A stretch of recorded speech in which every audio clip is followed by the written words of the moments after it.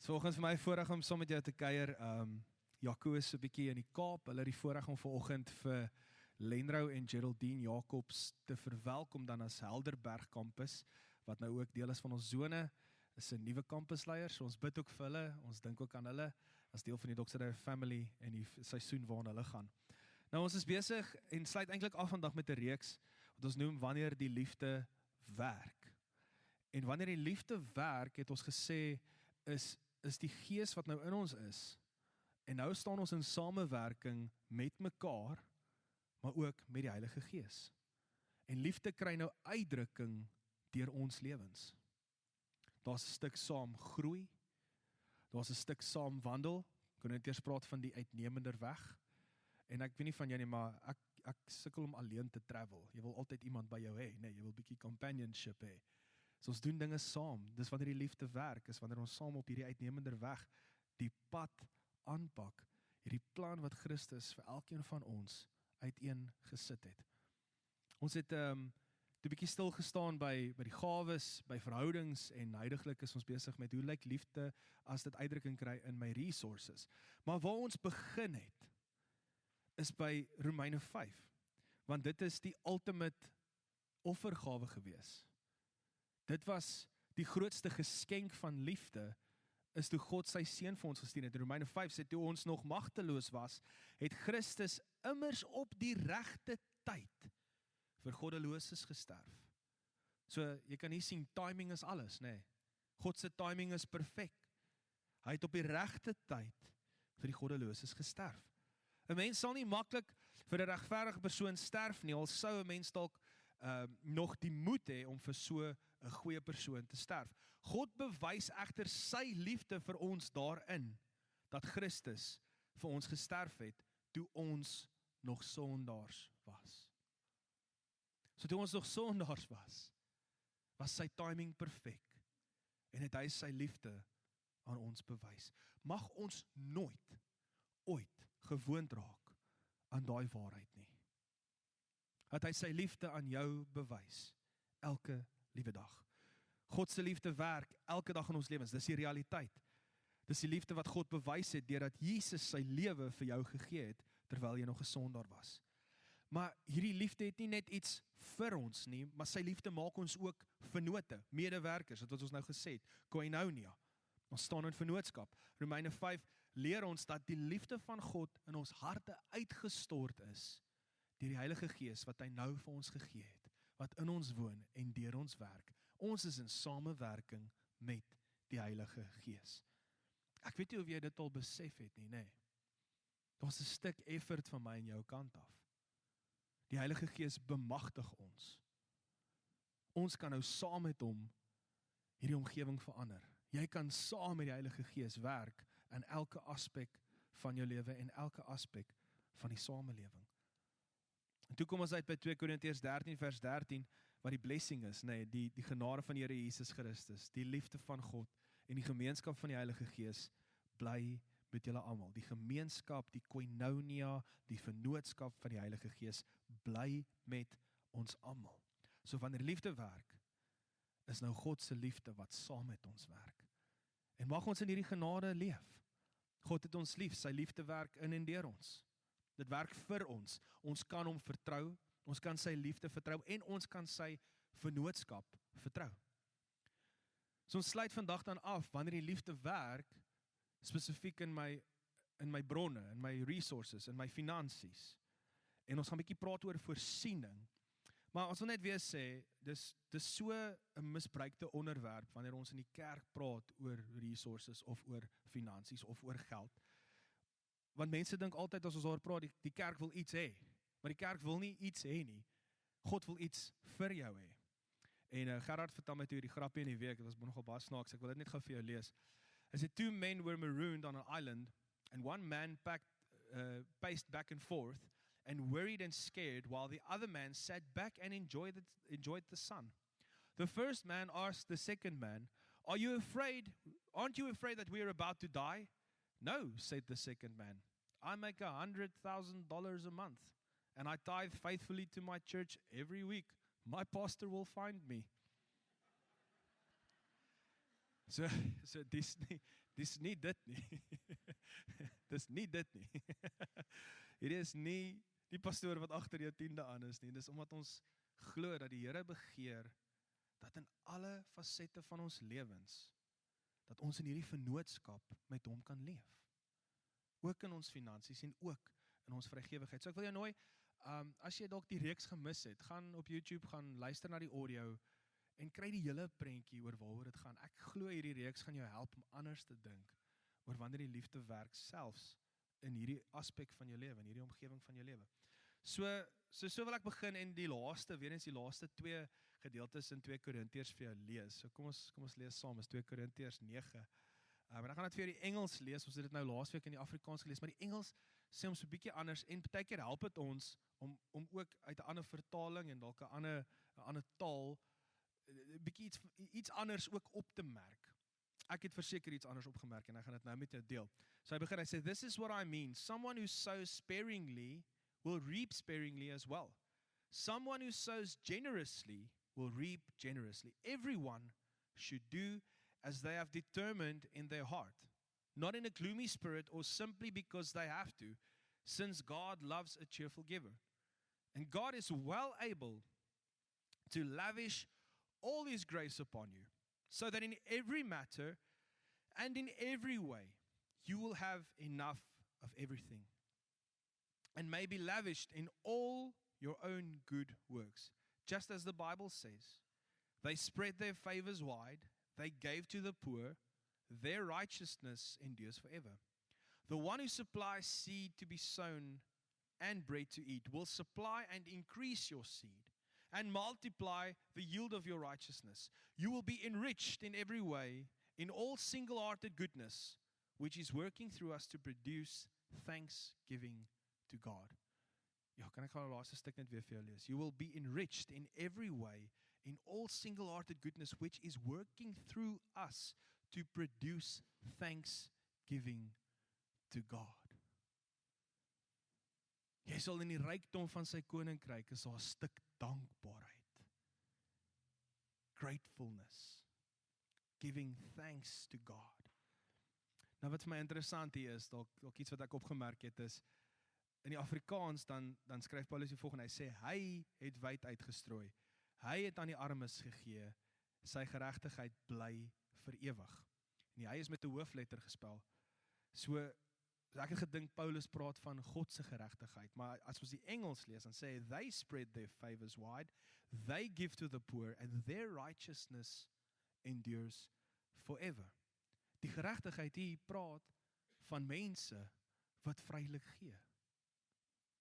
En is nie verkeerd om te dink dat dit God se geregtigheid is nie, want daai aanname is heeltemal reg, want ons geregtigheid kom van God se geregtigheid af.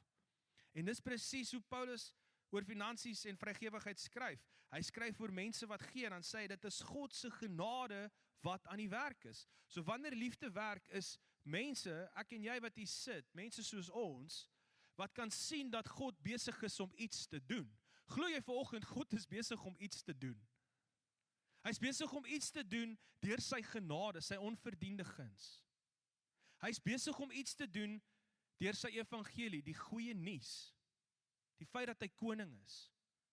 En hy is besig om iets te doen deur mense wat ontdek, hulle staan in vennootskap met hom, en hy is besig om iets te doen deur mense se lewens wat besef, hulle is geroep deur hierdie koning. My vraag vanoggend vir jou is, glo jy, God is aan die werk?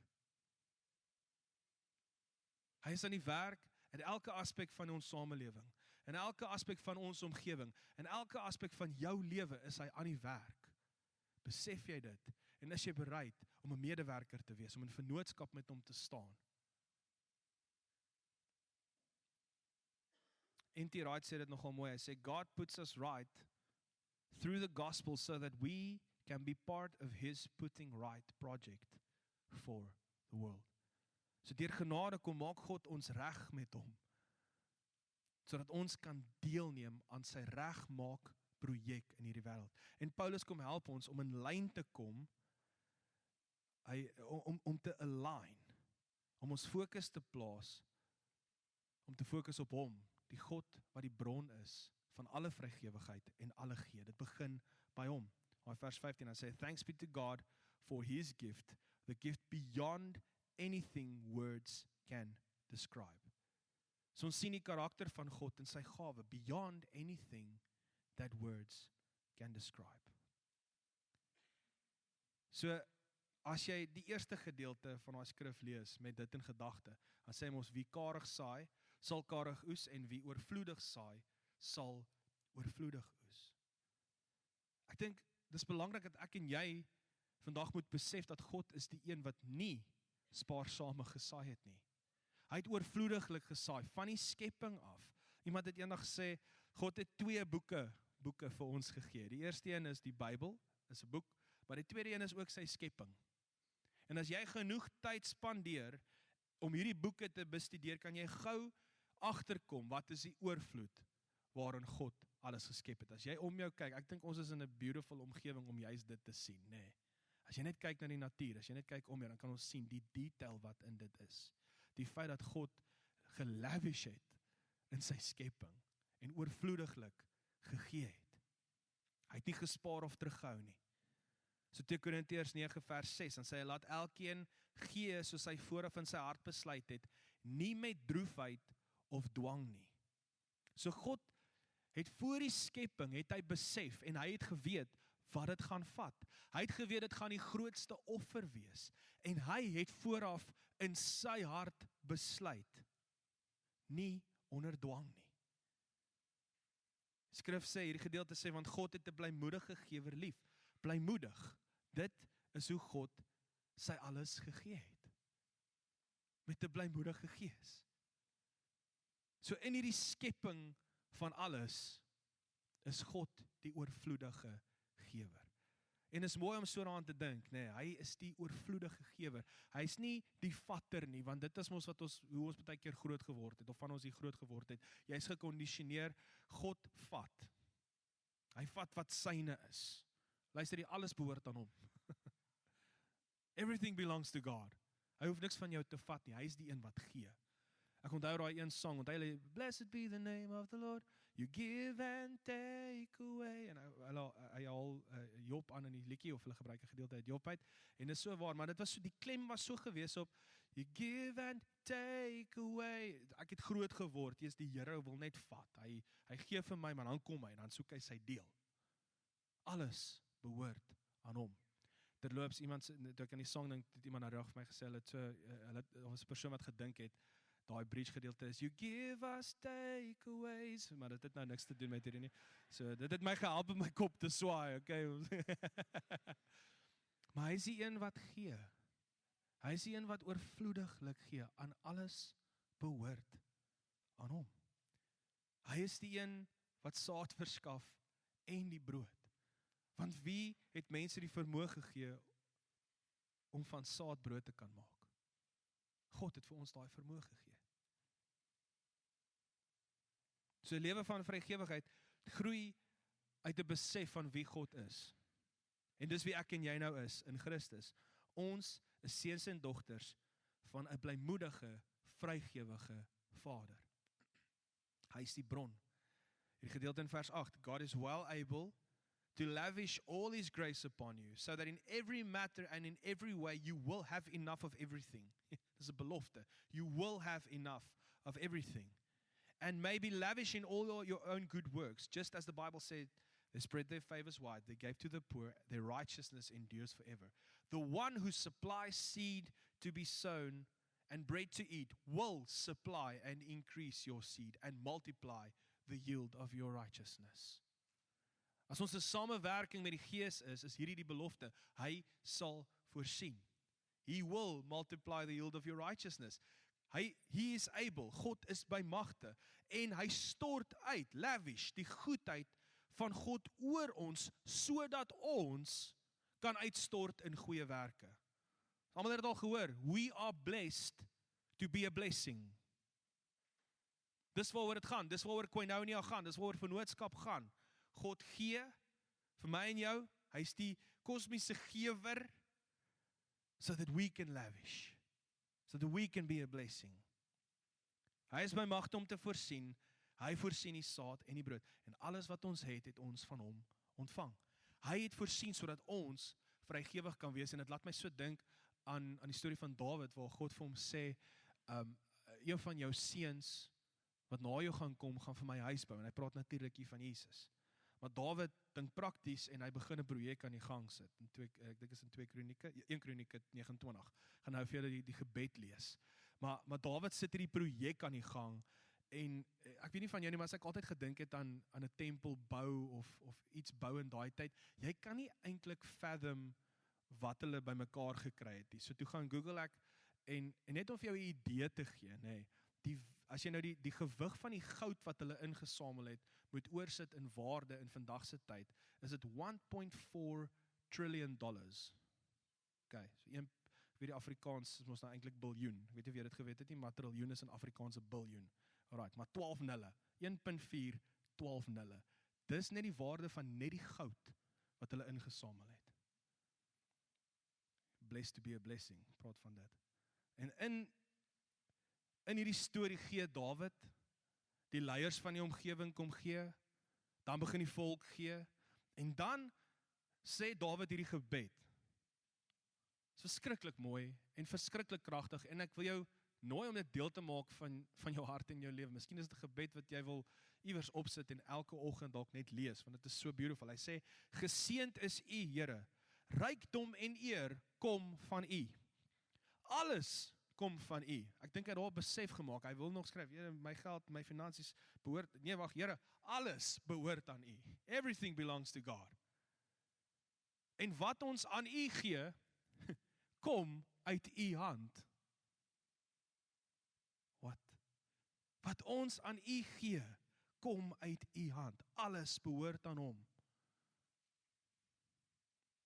Die wêreld waarin ons leef sê vir ons, jy verdien dit. Jy het hard gewerk, jy het dit opgebou. So hou dit vir jouself. Iemand gaan dit wil kom vat. Koninkryksmense sê, God het dit gegee. Ek het alles ontvang uit sy hand. Selfs my vermoëns. My gawes. Dis uit sy hand, behoort aan hom. En wanneer ons so dink, dan help dit ons om te dink dat vrygewigheid en vertroue gaan hand aan hand. Vertroue sê, alles wat ek ontvang het, is 'n gawe uit God se hand uit, en dit is meer as genoeg, en ek kan vergenoegd wees. En dis 'n woord wat ek lank mee moes struggle. Vergenoegd. Contentment. Want kom ons wees eerlik met mekaar, as dit goed gaan, is dit maklik om vergenoegd te wees. It's easy to be content. Maar wanneer dit in 'n moeilike tyd of krisis jou tref, dan is vergenoegd nie so maklik nie. En jy vanoggend op 'n plek kom, waar jy die Here kan vertrou in alles, sodat jy vergenoegd kan wees in elke seisoen. Vergenoegdheid sê, daar is nie 'n einde aan daai vertroue nie. Ek dink, die wêreld om ons het deur kragte 'n skaarsheid mentaliteit kom probeer vorm by ons. Daar is nie genoeg nie, so hou vas wat jy het. Ons glo anders, ons het 'n vrygewige Vader wat oorvloediglik gee. Alles behoort aan hom. Die skepping, sy mense, ek en jy, sy familie. En ons kan hom vertrou en hy gaan voorsien. Jesus het self gesê in Matteus 7 vers 9, toe sê hy, of watter mens is daar onder julle, wat as sy seun hom brood vra, aan hom 'n klip sal gee. En as hy 'n vis vra, aan hom 'n slang sal gee. Ek weet nie van jou nie, maar ek dink die ouens in daai tyd toe hy met hulle praat, het vers 11 dalk so 'n bietjie persoonlik gevat, want hy begin en sê, as julle wat sleg is, dan weet, om goeie gawes aan julle kinders te gee, hoeveel te meer sal julle Vader wat in die hemele is, goeie dinge gee aan die wat hom bid. Vennootskap van die Gees in voorsiening, wanneer ons praat oor voorsiening, dink ek eerstens, bemagtig dit ons om 'n ingesteldheid van vertroue in te oefen. Dit moet deel wees van wie jy is. Om God te vertrou is 'n ingesteldheid waarmee jy die lewe approach. En om in hierdie vennootskap van voorsiening te staan, bemagtig ons om dit te doen. Paulus skryf in die brief aan een van die gemeentes wat bo maat gegee het, en ons stel dit op in Filippense 4 vers 12, want sê, ek weet om verneder te word, ek weet ook hoe om oorvloed te hê, In elke opsig en in alle dinge is ek onderrig, om versadig te word sowel as om honger te ly, om oorvloed te hê sowel as om gebrek te ly. En dan eindig hy dit af, dan sê hy, ek is tot alles in staat deur Christus wat my krag gee. Ek en jy is tot alles in staat deur die vrygewige Vader wat ons krag gee. Die bron van alles gee ons krag. Ons kan alles face, dit gaan nie altyd maklik wees nie. Tye van krisis is nie altyd maklik nie. Maar die vrygewige God, die bron van alles, gee jou krag om in alles in staat te wees. Ek dink vennootskap van die Gees en voorsiening gaan tweedens daaroor dat ons krag kry om in alle omstandighede te vertrou. In goeie tye het ons dankbaarheid en in swaar tye vra ons, maar in alle omstandighede, in alle tye vertrou ons. Ek dink persoonlik, wanneer dit kom by goeie tye is 'n celebration, of om dankbaar te wees, mis ons dit partykeer. Dit is maklik om in die tye waar dit swaar gaan te vra, maar om dalk die introspeksie te doen en sê, celebrate ek regtig wanneer dit goed gaan, en is dankbaar teenoor die Here. In alles vertrou ons hom. Ek het bietjie gaan sit en dink en myself ge-challenge om te sê, moet ek dit nie dalk omruil nie? Moet ek nie dalk in die tye waar dit goed gaan, die Here vra my wysheid te gee, om sy goedheid te steward. En dalk in die tye waar dit taaf gaan, en nie so goed gaan nie, dankbaarheid uit te oefen. Hoe lyk dit prakties? Ja, ek het 'n finansiële krisis, Here, dankie.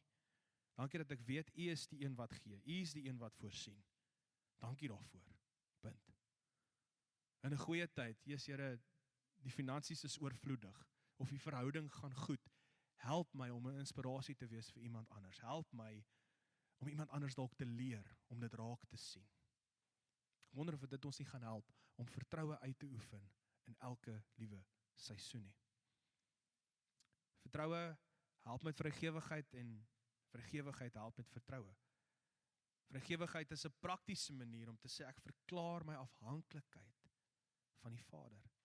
En ek wil jou uitnooi om nie te wag tot daar eers 'n moeilike tyd kom om die Vader te begin vertrou nie. Bid oor jou finansies. Maak nie saak hoeveel daar is nie. Wy dit aan die Here toe en vra die Heilige Gees om jou te help, om jou te lei. En verlede week het ons gepraat en gesê begin deur te beplan en sit daai plan in aksie.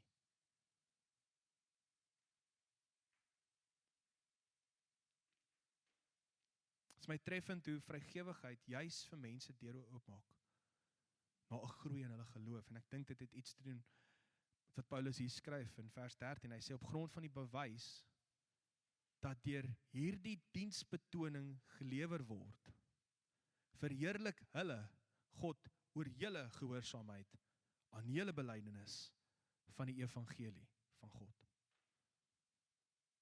Is dit nie mooi nie? Hulle verheerlik God oor julle vrygewigheid en julle belydenis. Hoor jy die koinonia? Hoor jy die samewerking? Hoor jy die wanneer liefde werk tussen mekaar? Dis waar dit groei. So ek nooi die worship team om my te join. Ons gaan afsluit. So ek nooi vanoggend om te besef dat vennootskap vir die evangelie groei wanneer ons 'n lewe van vrygewigheid begin leef. So as jy vrygewig is, dan is jy nie net meer geïnteresseerd nie. Jy sien wes dit. Wanneer jy vrygewig is, dan stel jy nie net belang nie, maar jy belê. En dit gaan maak dat jy bid vir die evangelie en die koninkryk van God en vir die werk van die Here. Die Here beloof hy sal voorsien en ons kan hom vertrou. Hy beloof dit reg deur die Nuwe Testament. En ons het laas jaar so 'n bietjie stil gestaan by Hebreërs. Ek wil jou terugvat, Hebreërs 13 vers 5, dan skryf die skrywer, hy sê, julle leefwyse moet vry wees van geldgierigheid. Wees tevrede met wat julle het, weer eens, contentment, want hy het gesê, ek sal jou beslis nie verlaat nie, hier is die rede, hy is die bron, hy sal jou nie verlaat nie, en jou ook nie in die steek laat nie, sodat ons met vertroue kan sê, die Here is vir my 'n helper. Ek sal nie bang wees nie, want wat sal 'n mens aan my doen? God is by magte om te voorsien in elke liewe seisoen van jou lewe, sodat jy kan sê met vrymoedigheid, die Here is my helper. Sodat dit 'n getuienis kan wees vanuit jou lewe uit. Dis wanneer liefde werk.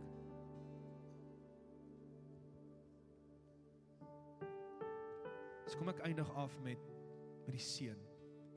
2 Korintiërs 13 vers 13.